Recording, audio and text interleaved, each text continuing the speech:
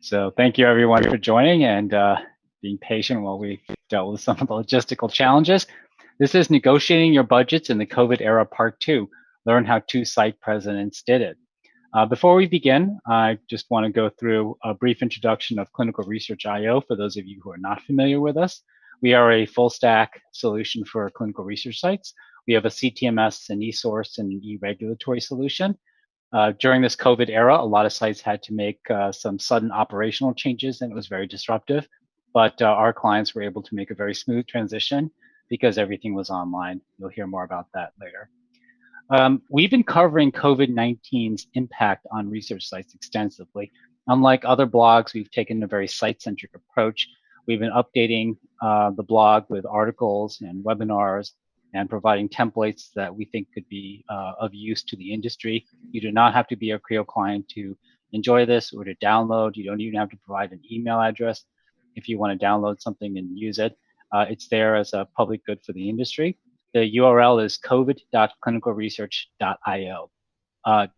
For now, do not put the www in front because that will not work. We're going to fix that. So it's covid.clinicalresearch.io if you want to bookmark it.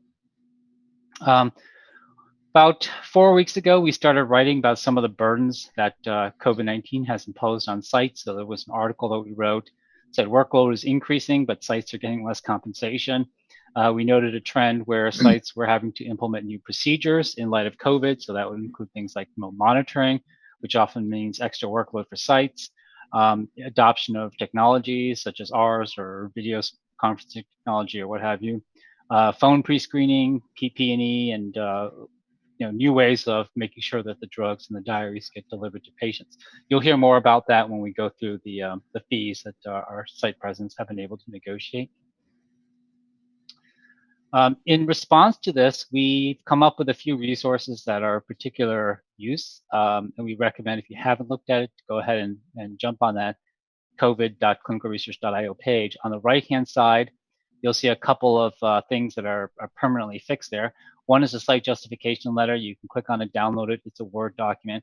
It's a sample letter that you can adapt to your own letterhead that basically asks for fees related to doing business in the COVID-19 era.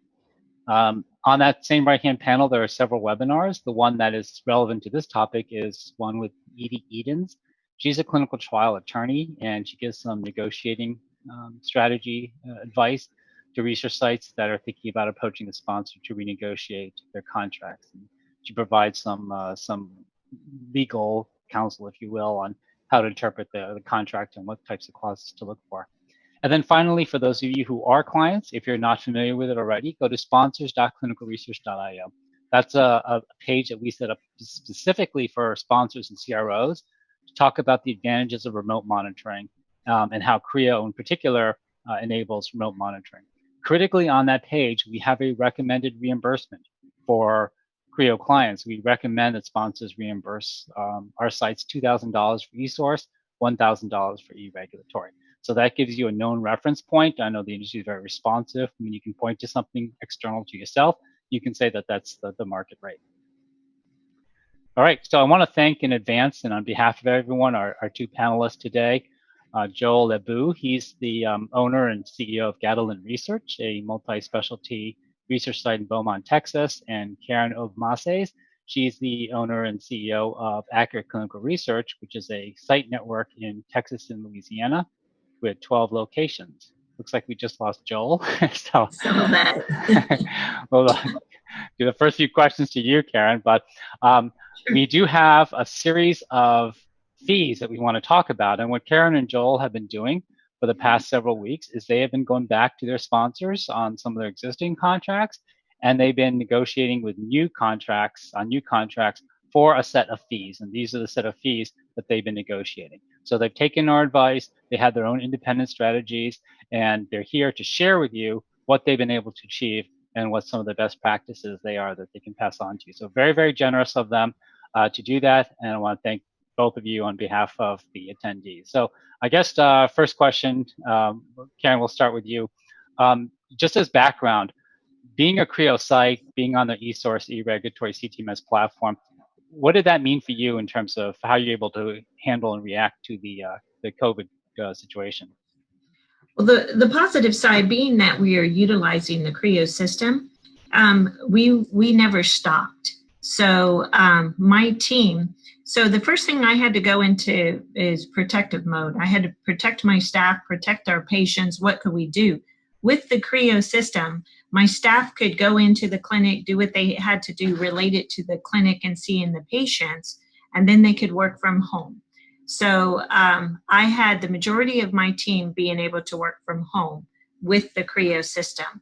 Same with my physicians. So my physicians, what they did was for their practice, they incorporated the telemedicine, and then with the Creo system, they could still do both. So that was our beginning of dealing with the COVID Got virus. it. But how about you, Joel? Well, for me, it was similar to you, Karen. Creo was absolutely essential. My emphasis was on operational continuity. How can we continue to deliver data and care to patients during uncertain times? And so with Creo, we were able to basically have all of our team work from home for a little bit and then transition to limited staffing in the office and everybody else working remotely. But without Creo, that wouldn't have been possible, really. So true. Terrific. Great. So tell us a little bit about the negotiating strategy that you did. I mean, I think you actually were thinking about this and doing this even before we came out with those articles, right? What led you to want to undertake this initiative?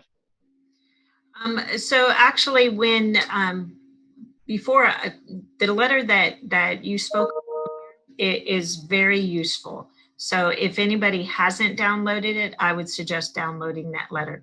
So I had already started negotiating. So the first key that I went after when the COVID virus hit, because it was survival, everything, our resources, all of our protocols, enrollment got stopped. All we had was maintaining the active patients that we already had. And how are we going to see our patients? That was the big factor for us. But with this, we started negotiating in the beginning was for holdback. Please send me my holdback. Please send me the holdback so that we can continue. So you were kind enough to send us over that letter. And when I saw it, I was like, oh my gosh, we have to renegotiate our contracts. And I have a pretty large facility. When the virus first hit, I had 98 active protocols.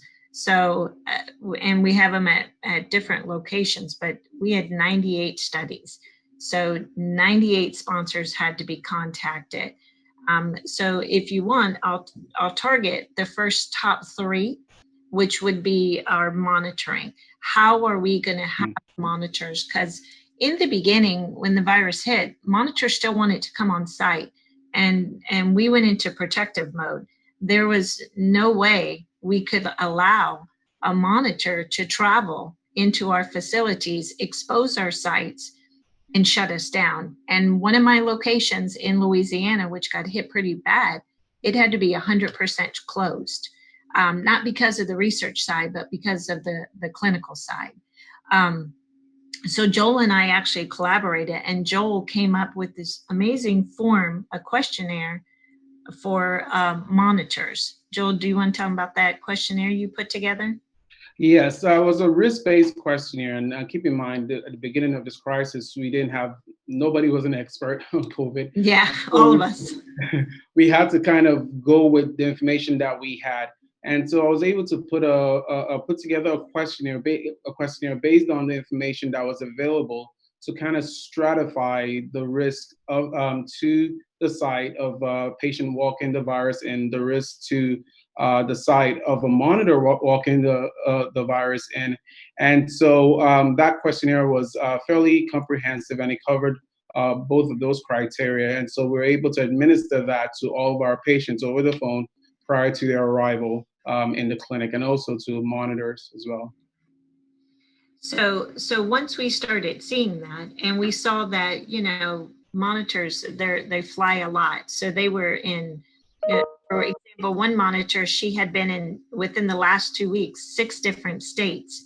So we spoke to her and the project manager, and I was like, hey, we have the Creo system. We can do remote monitoring. So our first taste of it was the monitor actually did our visit out of her hotel room. And we were able to work with her. After that, we were able to start our negotiation. So the first phase that we went into is like, how are we going to do remote monitoring? And a big factor that we have is the cost. So we went, we negotiated our budget for software and licensing fee. So what that consists of is we put in our budget, our proposal, $3,000, and that was for the software and the electronic licensing fee. And this is so they could have complete remote access to our eSource and our eReg. The positive side is the system that you have, or that you've created, Raymond, is web-based and it is CRF compliant. So it's part 21 CRF, part 11 compliant. So that was our first factor. My second factor that we had to bring to the table was the additional cost that it would bring to us as a site for the monitor to do remote monitoring. So for that fee, the first one is a one-time fee. For them to be able to remote monitor any of our protocols, per protocol, that was our licensing fee. Our second piece is the risk-based monitoring. So with the risk-based monitoring, we put in our budget $500, and this compensation is reflecting the additional administrative resources necessary to facilitate and prepare for this monitoring visit. The third factor that we brought to the table was the additional work. So if a monitor needed us to download our source or print our source or print our eReg or something of that nature, and we had to email it to them, put it in a different portal, fax it to them, however we had to get it to them, we put a fee in that too. So we charged $225 per visit for the additional activities that had to occur. Not everybody gave us that. So some did, some did not. Some gave us part of it, some gave us a piece of it. I still have that on the table. So right now, I have sponsors that are contacting my company saying, hey, we want to put you as an add-on site because they're still trying to meet their numbers. And I'm like, you want to start it now? And they're like, yeah. So I put all that in, and that company agreed to everyone. Wow. Because they know they want to get started, they want to start moving, but they know there's still going to have to be a remote monitoring. So that's the yin and the yang of it. So if I heard you correctly, that company agreed to a $3,000 one-time fee. Absolutely. And $725 for every remote monitoring visit Correct. that they did. And the additional fees that I've added to it too. So the patient fees as well. Got it. Part of it is some of the monitors are some of the sponsors push back and they say, well, we're going to hold out and not do a monitoring visit until we can come back on site. At the minute, because we're in the state of Texas, Texas is opening up. So we have it some, but it is still kind of remote. We're isolating our monitors. Our physicians are Skyping in. I can't expose a physician to a monitor if they've traveled. So we have limitations to opening back up, but we're not what we used to be. That's for sure. Sure. And on the existing contracts, about what % gave you something? One of those. 100% gave me something. Wow, that's great. 100%. The ones that we got more pushback on are long-term studies that have been going on for many, many years, and the patients don't come in as often, those sort of things. But even the long-term, they gave us some of the fees that we had to add to it. So honestly, 100%. Not everything that I asked for, but 100%. And of those three, which one had the highest uptake? Of approval? Yeah. The monitoring visit. Okay. Yeah. Okay. Definitely. getting approved for that one. And that was because it was probably on a per unit basis, and they could sort of compare that to the travel costs. So it was not that difficult. Got it. Yeah. I think in the bigger picture from the industry is probably saving funding. We as sites are basically trying to survive. Yeah. Great. And Joel, what was, and by the way, I forgot to mention this, anybody who's an attendee, there's a view options on your Zoom. If you do side-by-side view, you'll see that the panels will be a little bit larger. So it won't be small if you want to blow up the video. But Joel, what and how did you structure your ask, Joel, for the equivalent fees here? Did you follow the same three-part fee structure? Yes, Karen and I were collaborating closely from the get-go, and so we had similar structure.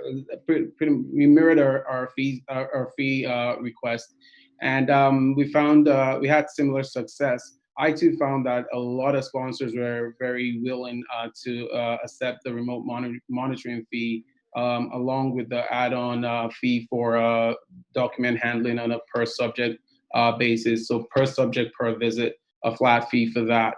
And so it's one of those things where you really have to hold the line. And given the unprecedented nature of things, sponsors were willing to accommodate those fees. Terrific. And I'll answer questions as people do. One question says, can you please share the website for the letter? Again, it's covid.clinicalresearch.io. Do not put www in front. Great source. Terrific.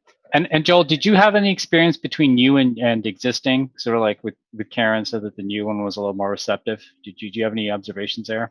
I did. There wasn't so much of a separation. Overall, I would say I had one sponsor that said, right now, we're just going to wait and see what's happening. We're not going to amend any budget for any sites. But overall, both new and existing studies, sponsors were flexible and reasonable with accepting some or all of these fees. Terrific. That's very encouraging. This is a pretty big dollar number, especially when you multiply across a number of studies. All right, fantastic. Let's go to the next set. I've grouped them together because I think they're sort of similar in nature. Do you want to just describe what these two things are first? Yes. So this is the COVID-19 phone follow-up. It's basically a telephone visit for patients who are not comfortable coming in. Depending on where your site is located, if you're anything like my site, we're an independent research site, and we're embedded in a medical office that's attached to a hospital, which is right by the ER. So everybody was a little nervous about walking into the building and going up the elevator. And so we had to justify to the sponsor reasons for having visits done by telephone for patients who were not willing to come in, and a lot of sponsors were willing to. In fact, all sponsors have been willing to accommodate this that line item for a flat fee, and we can get at least some kind of data from the patient, even if they don't come in and have an in-person visit. So that was something that I would say it was a low bar for the sponsors to accept, along with the risk questionnaire. That was something that was essential, and I really let the sponsors know that that's something that had to that we required to have patients come in, because while safety of the patients is important, safety of the staff is even more important, and the trickle down effect of having a patient walk in and interact with a PI of staff, and then that PI walks back to the clinic, interacts with their patients. And so we had to make sure we're doing all we can to ensure that we were screening anybody who could be at risk of transmitting the virus. Got it. So the risk questionnaire is for the on-site visit specifically? It's to vet them? Yes, it's for the on-sites. We utilize it for the on-site visit specifically. So if any patient is coming to the clinic, we would have to complete this questionnaire and ensure that they are not at risk or of transmitting the virus or being asymptomatic. Got it. And how much did you ask for each of these fees? Um, so it would vary from study to study for the telephone or the COVID-19 phone follow-up visit. The risk questionnaire we ask for $50, a fee of $50 per occurrence. Got it. And did you get those for the most Oh, part? yes, I did. Oh, that's fantastic. And was that something you had to document? Did you document it in source just so that you can show that you did it? The questionnaire is always documented in source but on paper, but in source. The one pushback that that I did get, I received from a sponsor was that that's part of our site SOP, and therefore it's not specific to their study, and so they were less inclined to approve it. But I did I still got them to move forward with the approval of that line item. Just trying to just kind of let them know that that's something that we're not going to really negotiate. That everybody that's going to come on site for every study needs to be assessed for their risk prior to entry in our clinic. Got it. Yeah. Interesting. And one question on the phone follow-up is that sounds like it's in lieu of the in-clinic visit. Did you have some budgets where that was already accounted for because you could have done per procedure billing instead? Well, I guess that would be protocol. It's kind of protocol specific. So we had some studies where a telephone follow-up where was already built into the protocol and pre-negotiated. So they would say, well, we already negotiated that, so we're not renegotiating a higher rate for that. But other studies where that did not exist as a line item, we were able to integrate that. Got it. Got it. And how about you, Karen? Did you have the same fee structure? Well, for the telephone follow-up visits, these were additional outside of, like, if the patient just wouldn't come in because of the virus that was going on, we would add an additional fee to the visit. So for the telephone visits, we called them visits, we charge an additional $250. So I added that on top because if they were, and then we had protocol deviations because we couldn't complete it to the fullest. But it was still part of the visits. So sponsor approved for us. So for the telephones, I probably got 90% approval for that.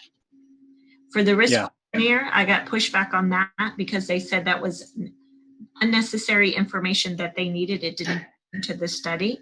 And I said, you're going to want this information. We're still going to implement it. So what do you think that was, like 50-50? That one, I think it was even less than that. I probably got 40% of this. We have to have it though. I mean, we're in clinics, so we still have to implement it. That's still pretty good. And is there a time limit on this? Did anyone say, hey, only for the month of through May? No. Or so it is for the life of the study? Yeah, nobody put time limits on it. Which is significant because if this study goes on for 12 to 18 months, then all those visits you just tack on $50, and all the remote monitoring visits you tack on $750. Right. If they continue to allow us, for the most parts, we have to have good, clean data. So they really want us to start trying to bring the patients back. We are lucky that we're in Texas. So Texas is starting to come alive again. We have not as many positive cases so far. So the patients are starting to come back into the clinics. Yeah, but you still get the risk questionnaire for those. Absolutely. Oh yeah, across the board. That's fantastic. Good. Well, let's talk about the next one, PPE and cleaning fees. So how did you express that? Like, how did you position those? That's a no-brainer to me. You want to yeah, with PPE, like Karen said, it's really a no-brainer. We expressed to the sponsor that safety of the site staff was paramount, and safety of the patients as well, and that was required. That was a fee that was required for us to operate.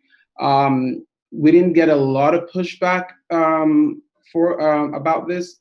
The way we structured it was we requested a fee of $50 per staff involved in the visit.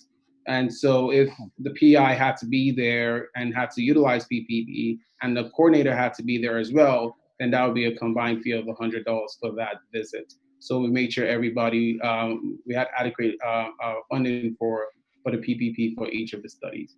Oh, wow. I like that. That's per staff encounter then. Yes.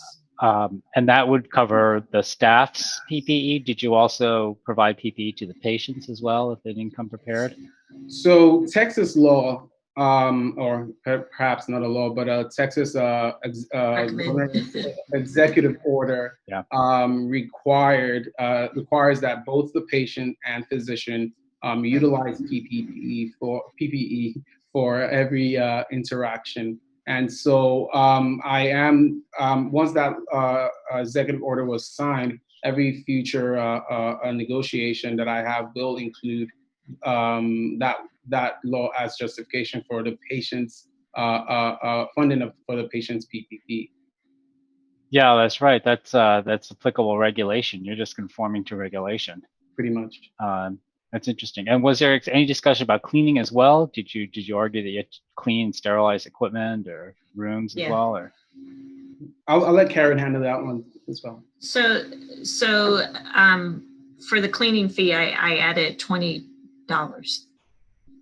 Okay, and you had on top of the 50. So you had the $50 for PPE per staff member who encounters a patient, and then a $20 per visit fee for the cleaning of. I assume you said, I assume this was deeper cleaning of the room preparation or pre and post. And we have to invoice for our PPEs. So we had a very difficult time finding protective equipment. So we would have to order it from different avenues. So our price structure was much higher than it normally would have been for us to order them. So that was a factor, and industry did approve it. So you just have to ask. That's what you have to do. That's interesting. Is tell you no. If you you go. I was going to say, did you use the N95 mask? We did. We had. Yeah. So for my clinicians, for my staff, everybody they got the N95s.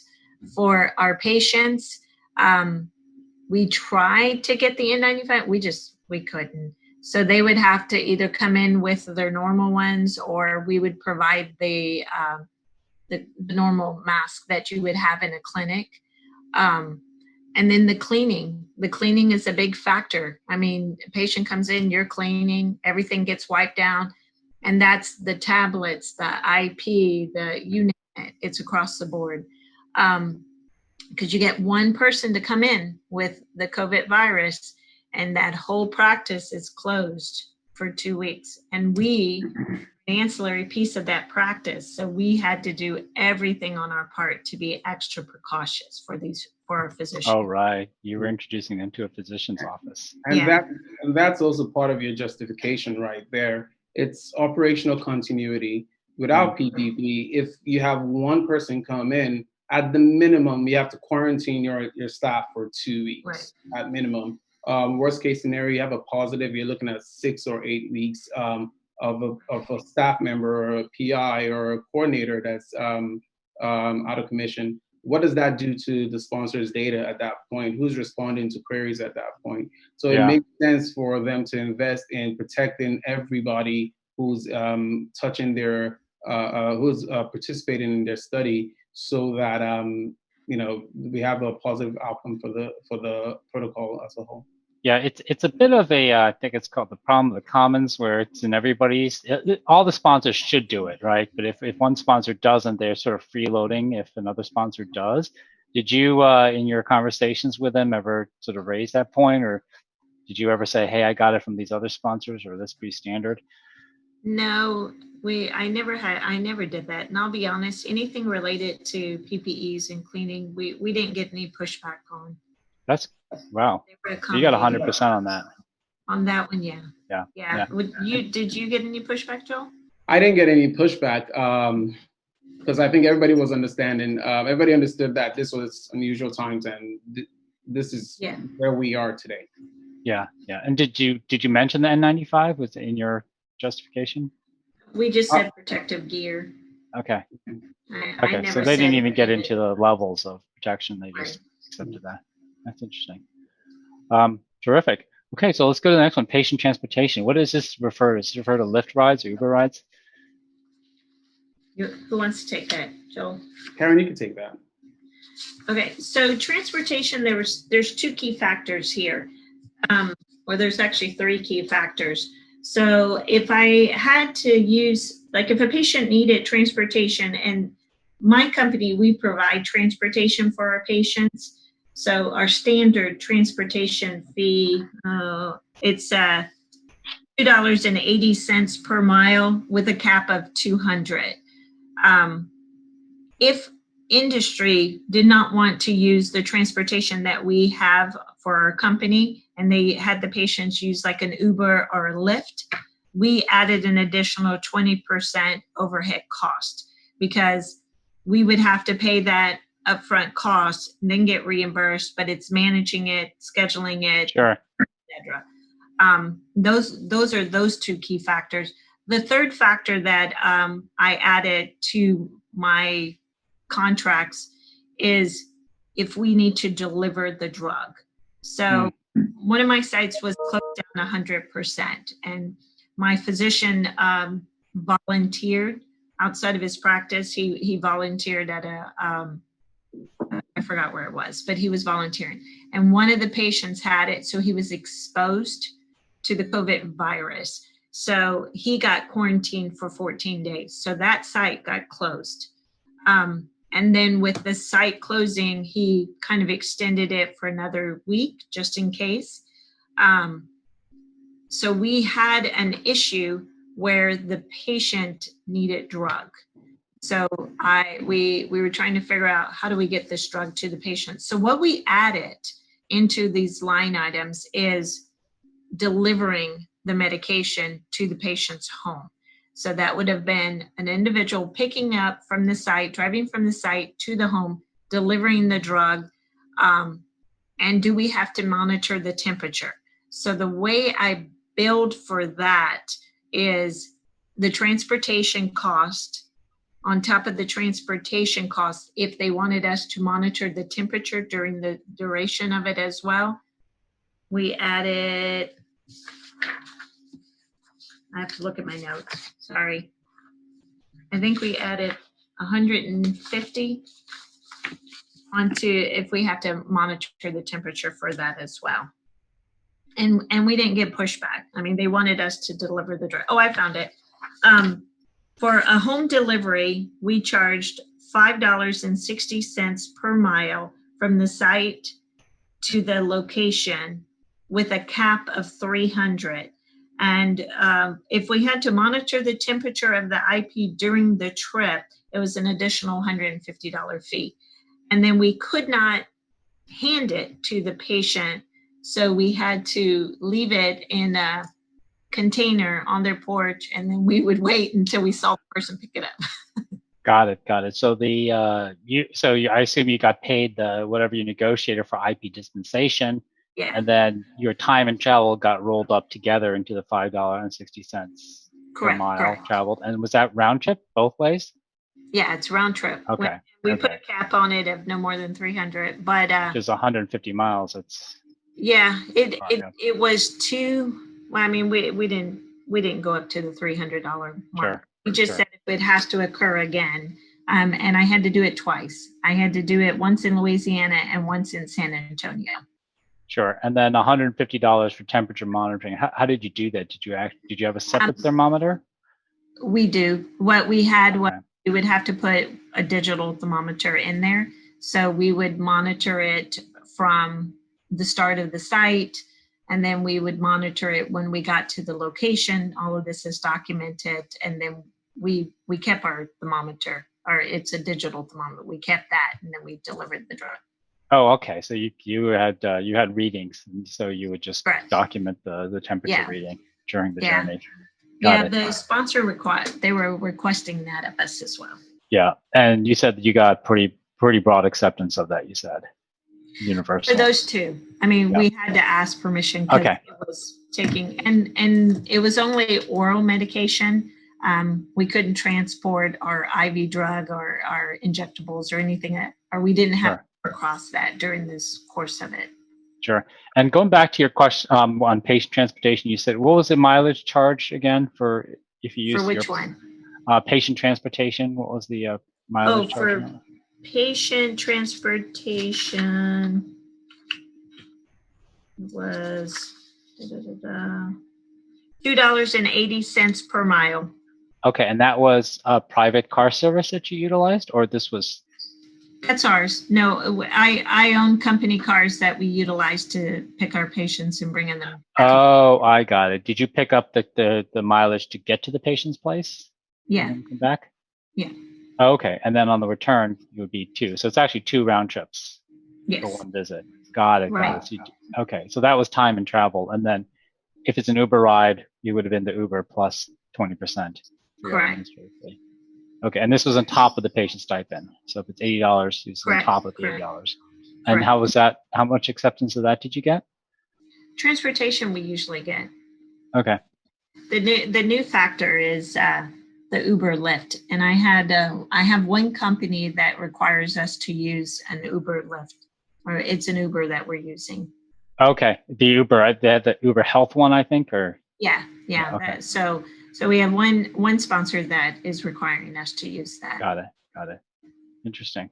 And how about you, Joel? Did you also ask for these 2 fees? Yes, I did for transportation. But for us, it was more of a contingency plan because we felt just because of the nature of the protocols that we handled currently. But I didn't get a lot of pushback. Right now, I feel like sponsors are understanding that this is our reality. That might change in the next couple of months or in the next couple of protocol. But from the start of the pandemic till now, we've had some positive response with these. Yeah, I can't imagine there'd be pushback on these items, particularly on the IP delivery. I mean, that's pretty core. I did get one question on the PPE fees. Going back to that, so the question was this added as a line item per visit, or did you have to invoice those? It was invoiceable.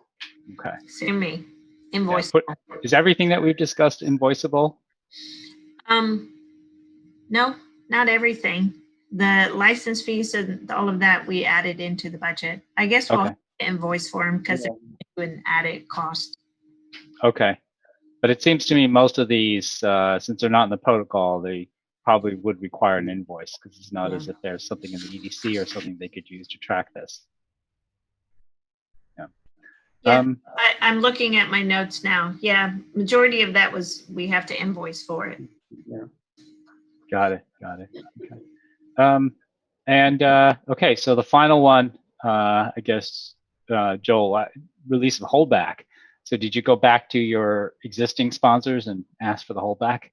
Yes, I did. That was actually the number one thing I asked for, because when the crisis started and everyone started suspending enrollments, that was where the money was. It was okay. What about the holdback funding? Can you please release that? And we justified that to them, and we told them, look, right now, if we're suspending enrollment, we need a bridge to get to where to get to the other side of this health crisis, and the holdbacks or releasing of the holdbacks will definitely be helpful for sites like ours. And I got positive response from the sponsors. They were some sponsors, or most sponsors were for us, were willing to release the withholding. Great. The entire withholding? Yes. The ones that released the withholding released it in the entirety. I guess part of the reason was when I sent out the request for all of these, I sent out an entire list of things, and so perhaps they were a little nervous that their data may get stuck if our site goes out of business. But I kind of explained to them, no, we're just trying to be proactive, and we really want to make sure that we have a positive cash flow as a site, especially in times that are uncertain, where the lockdowns could be uncertain. And sponsors were willing to amend the contract to reflect that. So yeah, we were able to get the whole back. So Now, was it? not every sponsor is going to be agreeable to it, but for us, we got the sponsors that we needed to release. That's great. Was it, say, about half?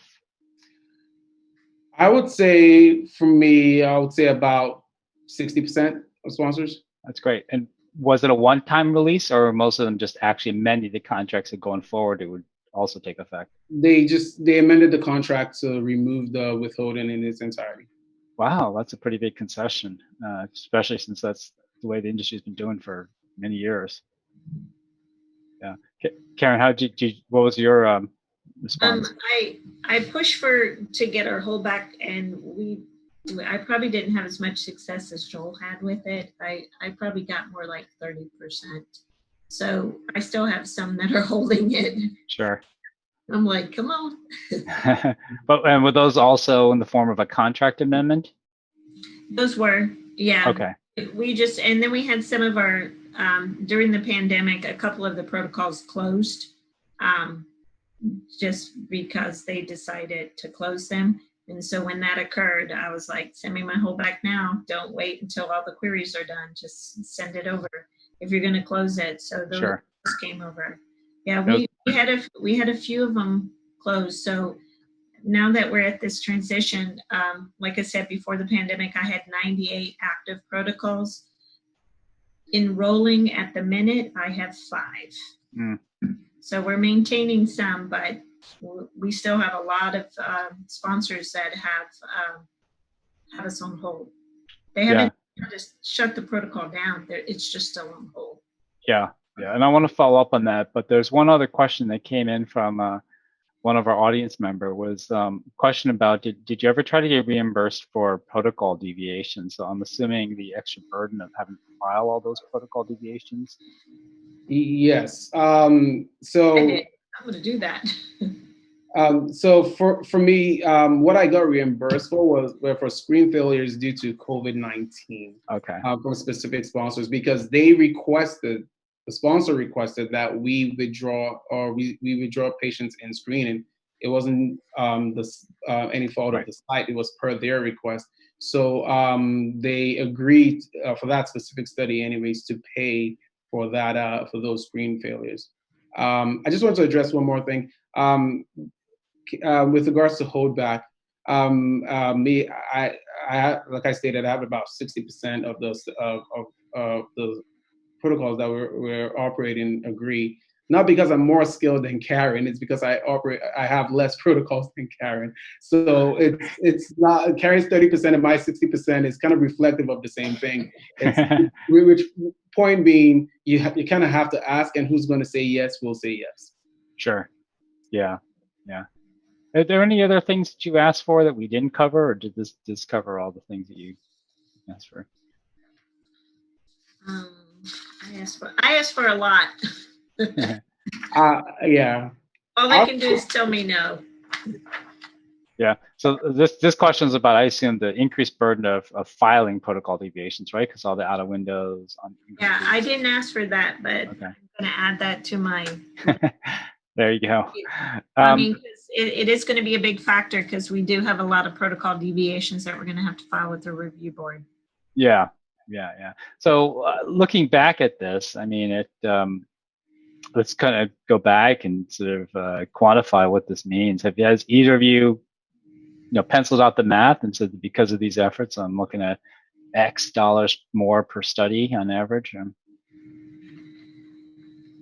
No, I haven't done that. Have you done that, Joe? No, I think we're just trying to survive. Yeah. Yeah. But if you take the PPE alone, if you got $100 extra per visit there, then another $50, I believe, for the risk questionnaire, you're looking at $150 on average for each on-site clinic visit that happens after this, and your average is probably like $1,200 or something. So And that's 15%, if I'm doing the math correctly. And you said those are pretty high uptake ones. And then if you get a couple of remote monitoring visits, that sounds like it's $1,500 for each of those studies. And then some Remember, partial. not everybody approved it. Yeah. So you have some that approved it, some that did not. So you have Right. that you don't have the whole Sure. list. Sure. Got it. Yeah. So I want to ask you the last question then. I guess, Joel, what is your experience on your studies being put on enrollment hold? I think that's really nationwide. It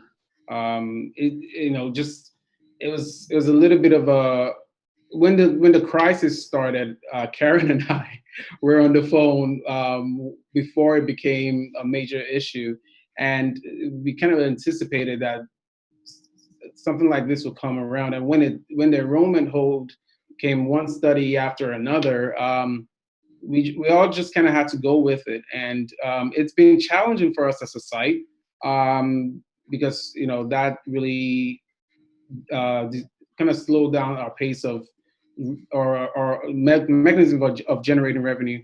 But Karen and I, we meet, we talk quite frequently, and we try and put our heads together and try and see where the wind is blowing and plan around it. Just kind of discuss the different challenges that we have as a site, and where we think the industry is heading. And overall, it's really not dependent on the site. It's sponsor dependent. So we just try and engage with our sponsors and CROs, let them know that we're open for business, and let them know the measures that we've taken to ensure that the study will be a success at our sites, and see what happens. Yeah. And I have a couple stories to tell you, as I have a very small site that I'm not that actively involved in, but I do help with budget negotiations. So to test out some of these strategies on a few contracts, I had one sponsor on a new contract. It was an extension study. I asked for the Creo licensing fee. And in lieu of that, if they said no to that, I was going to ask for a per visit remote monitoring fee. And their first response is, "We don't do remote monitoring." And I said, "Okay, then be my guest. You're coming on site."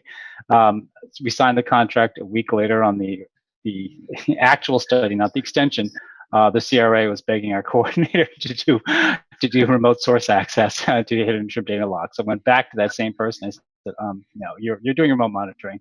I mean, come on, this is nonsensical." And they offered to pay a per hour fee, and I said, "No, that's ridiculous. Why would you pay a per hour fee for that doesn't even do justice, doesn't even come close to the real value of a coordinator's time, when we as a site made an investment in technology precisely to avoid that? That's just unacceptable." About a week went by, and they came back and offered us $2,000 flat fee for the Creo eSource access.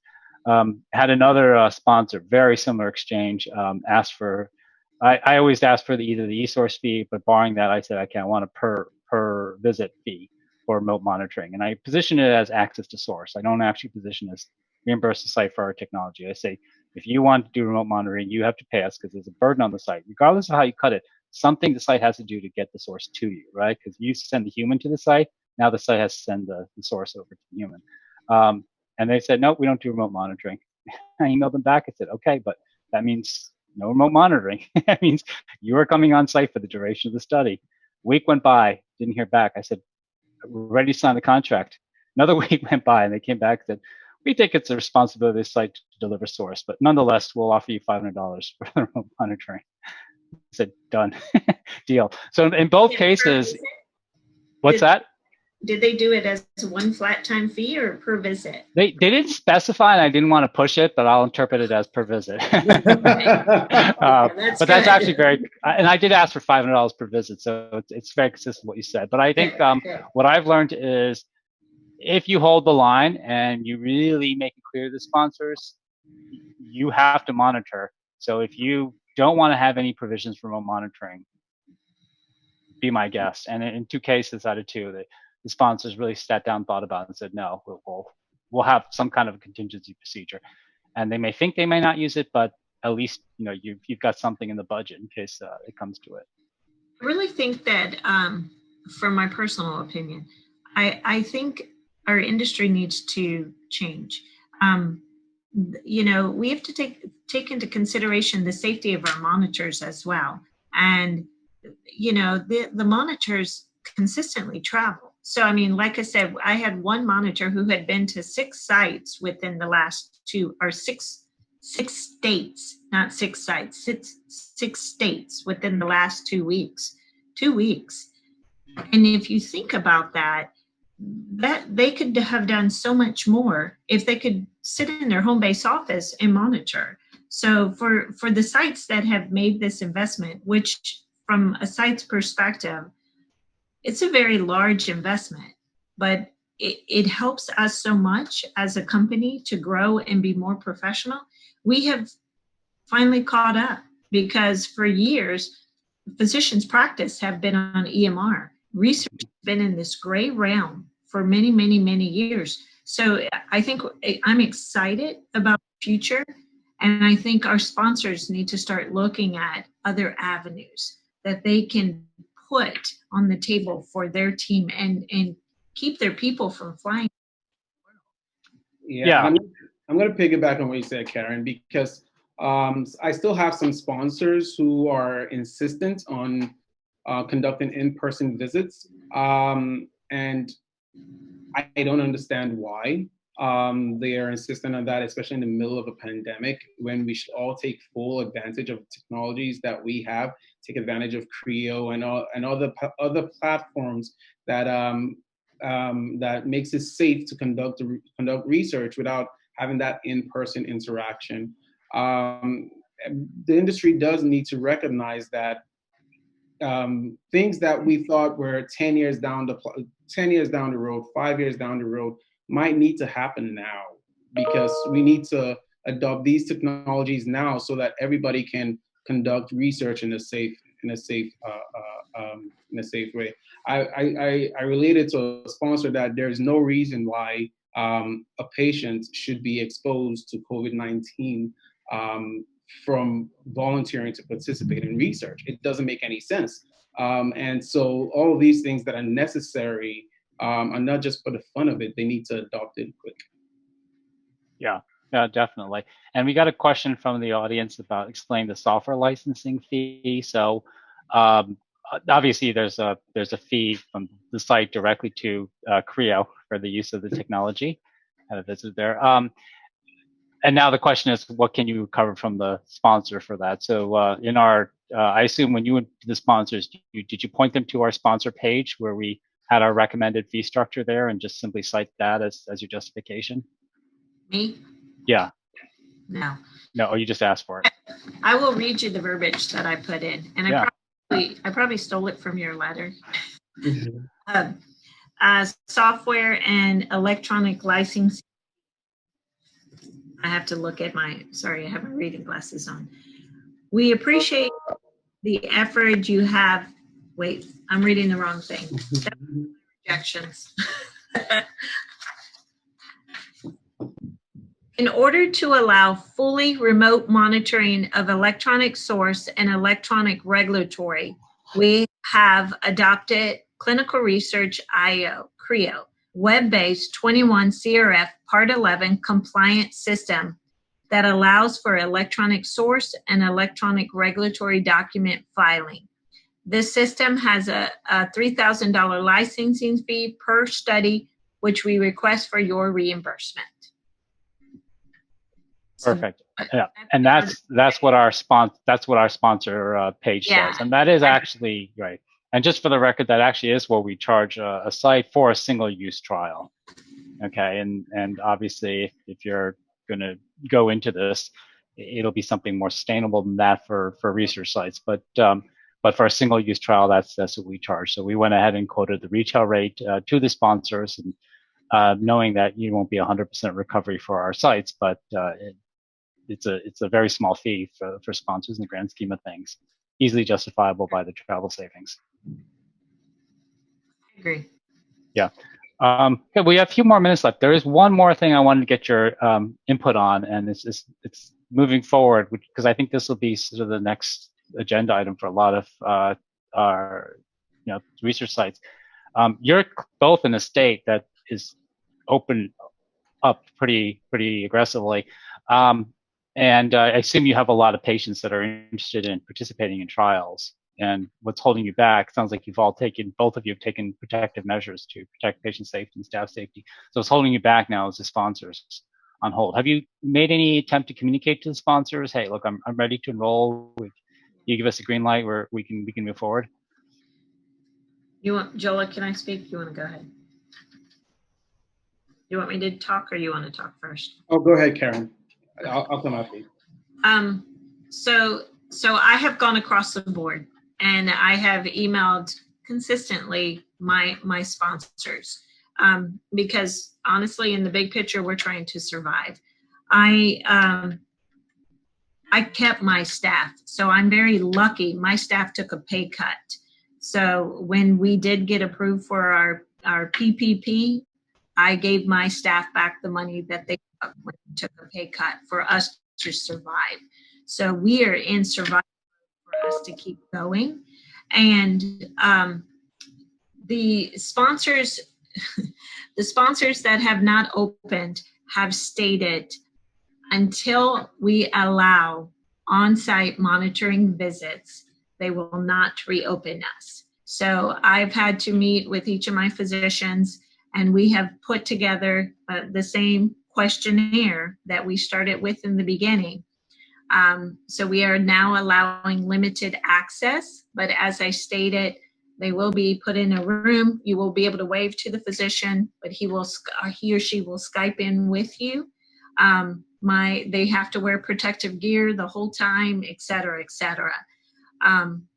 So that's the only way that they're thinking of reopening our sites.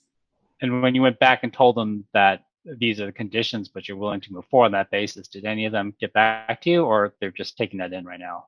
2 more opened up. Oh, based on what you told them. Yeah. And so you think your efforts to communicate your readiness to open prompted? Correct. Correct. Yeah, I think because they know Texas is reopening, they are looking at things that they can do for us to reopen. Got it. Got it. And how about you, Joel? It's a quite similar experience. I guess the only difference is that the studies protocols that we have, the sponsors were not. The sponsors haven't been. Some sponsors haven't been inclined to reopen their study anyways, and I think it has to do with how the decision is made on a sponsor by sponsor level. So. I know in a major, for one of these major sponsors, name withheld, it has to go, it's a really high up decision to suspend all enrollment in all sites. And so it's not really something that they're going to do on a study by study or state by state basis. But for other sponsors, they continue to enroll. Like Karen said, they're insistent on in-person monitoring visits. And Karen and I share the same opinion. Like it's just going to be limited. You can come on site, you can be in the room, but we're going to limit your interaction with staff. We're going to limit your interaction with the PI, definitely, and that way we can meet their requirement and see about reopening some of these studies. And I assume that they're okay with these conditions. Yes, because if for whatever reason or rationale they feel the need to come here, they can fulfill it by coming. I expressed to them I'm a little flabbergasted by the fact that everything is electronic and we're 100% electronic site, and they still want to come on site to review data they can review from the hotel or from the home. Yep. Whatever I need to do to meet their requirements, if they need to come on site, they'll just be a little isolated, and we'll just operate that way. Yeah, well, change comes slowly in this industry.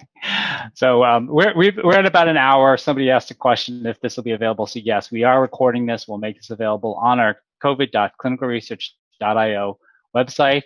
Joel, Karen, thank you so much, both of you, for participating. Very, very generous of you to share your learnings and best practice. I'm sure this was of immense value to all the audience members. Thank you very much. Thanks, Raymond. See you later.